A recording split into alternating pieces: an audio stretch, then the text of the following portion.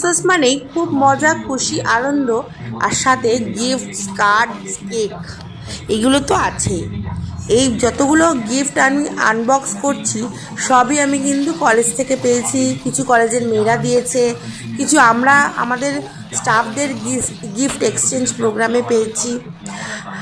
খুব মজা আর খুব ভালো লাগে এই সিজনটা।